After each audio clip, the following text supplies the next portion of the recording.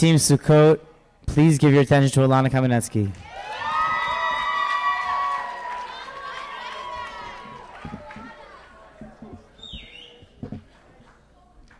Okay.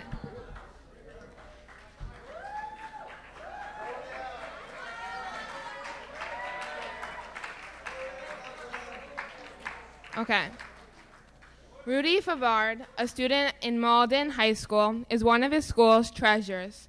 Rudy is a linebacker, co-captain of the football team, an honor student, and a helping hand to Sammy Parker.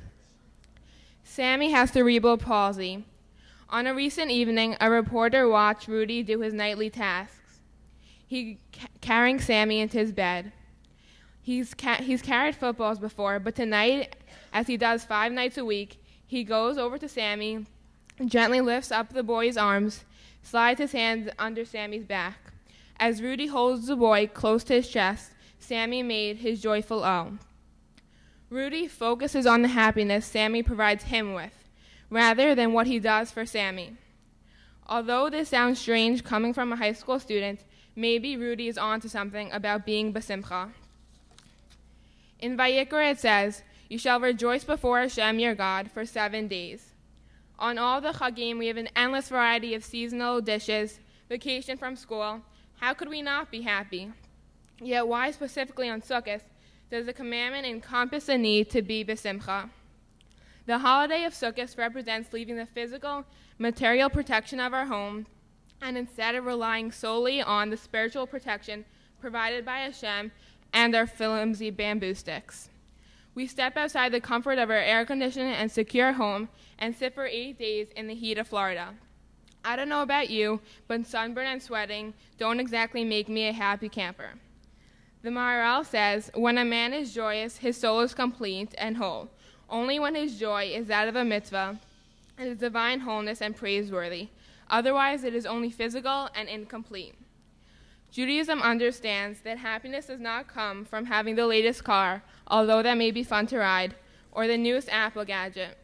In Judaism, we know that there is no happiness without mitzvos, and Sukkot is the epitome of a chag in which mitzvos translate into simcha. When we sit in the sukkah, we display spiritual energy. We sing, eat, and dance with such fervor and enthusiasm. This passion allows for Hashem to manifest his presence in our own personal sukkahs. In fact, the Zohar explains that each of our sukkahs have the potential of acting as a mini Gan Eden. This is why we also invite the 7 Ushpizim, and that includes Terry.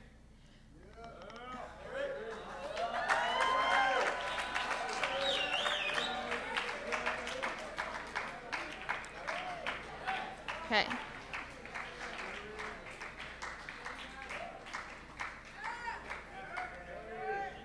Anything we do when we put our all into it can be uplifted to something much more, something holy and spiritual.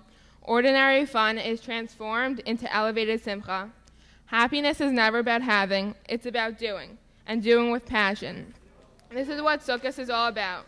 We abandon the physical things we have to channel our focus to Hashem and his endless love and wisdom, and to concretize our emotions with real action, not letting inspiration slip by.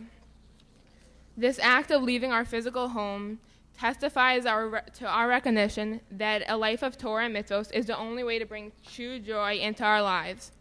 I opened up a senior's Myers psychology book and discovered that although buying power has doubled since the 1950s, the average American reported happiness has remained almost unchanged. Sukkot teaches us what we are doing wrong.